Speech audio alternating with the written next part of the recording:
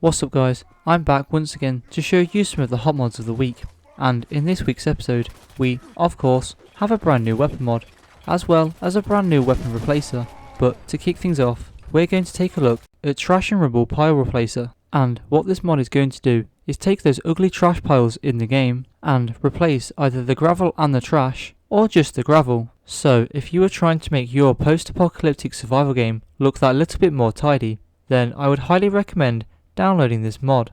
Yes, it is rather a small change, but I think it's going to have a large impact in the long run. Now, in Fallout 4, settlement building is almost guaranteed to be a key part of your playthrough, and because of this, power becomes very important in all of your settlements. So it's a shame that Bethesda only gave us generators that can give us 3 power, 5 power, 10 power, and eventually 100 power. But with this next mod, we're going to be adding a generator that's going to give us 2000 power. And of course, the mod that I'm talking about is Power Station. Now, to get your hands on said generator, simply open up the workbench and head to Power, Generators, and you'll notice it straight away. Now, this generator is absolutely not one of those that you're going to be seeing early on in your playthrough, as it's going to require Local Leader 2, Science 4, and quite a lot of crafting materials, which is pretty understandable when you consider that this thing is 20 times more powerful than the strongest generator in the base game. Now, all the way back in episode 45, we took a look at the VHS-2 rifle, and now, after all this time, we finally have another mod for this mod.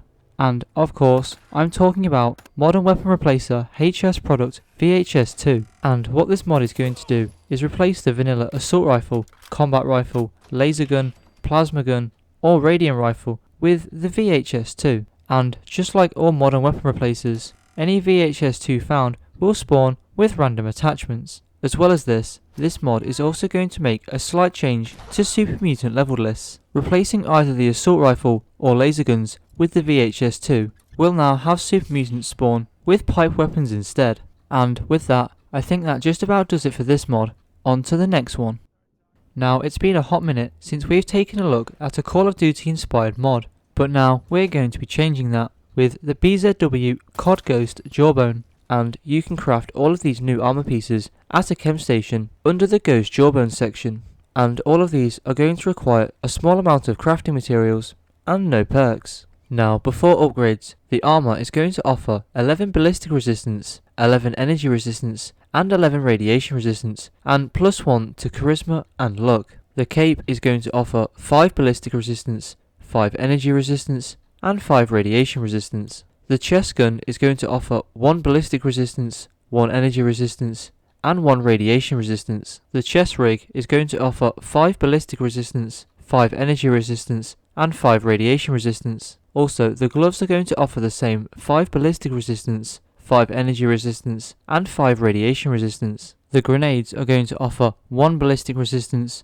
1 energy resistance, and 1 radiation resistance. The headset is going to give 2 ballistic resistance, 2 energy resistance, and 2 radiation resistance. The holster is going to give 5 ballistic resistance, 5 energy resistance, and 5 radiation resistance. The mask is going to offer the same 5 ballistic resistance, 5 energy resistance, and 5 radiation resistance. The tack vest is going to offer 15 ballistic resistance, 15 energy resistance, and 15 radiation resistance. The waist mag pouch is going to offer the same 15 ballistic resistance, 15 energy resistance, and 15 radiation resistance. And finally, that's going to bring us on to the wrist GPS, which is going to offer 1 ballistic resistance, 1 energy resistance, and 1 radiation resistance. But anyway, I think we've spent enough time staring at armor pieces, so let's move on to the next mod.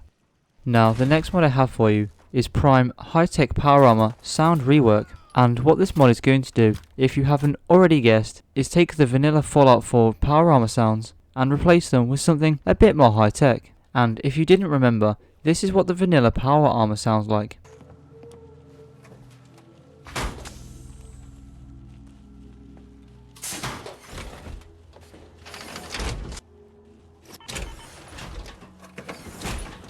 And this is what it's going to sound like with this mod installed.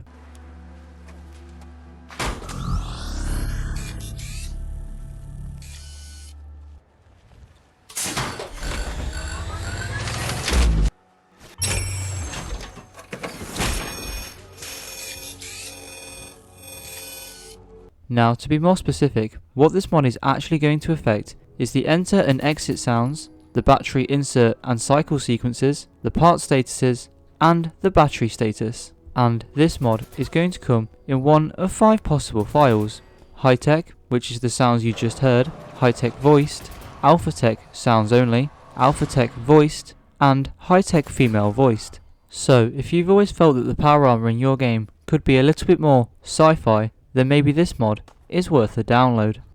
And of course, this week's weapon mod is the Manurhin MR73, and you can acquire this weapon by opening up the console and typing in help MR73. Here you'll find the weapon's ID code. Then by typing in player.additem and the ID code, you'll get your hands on this weapon. And in terms of upgrades, you have the choice of 3 receivers, 5 barrels, 3 grips, and finally 2 sights. Now, if I recall correctly, it's been a hot minute since we've taken a look at a revolver weapon mod, which is a real shame, as some of them happen to be some of my favourite weapon mods, and this one is no exception. The combination of its high damage and decent fire rate really makes for a destructive revolver.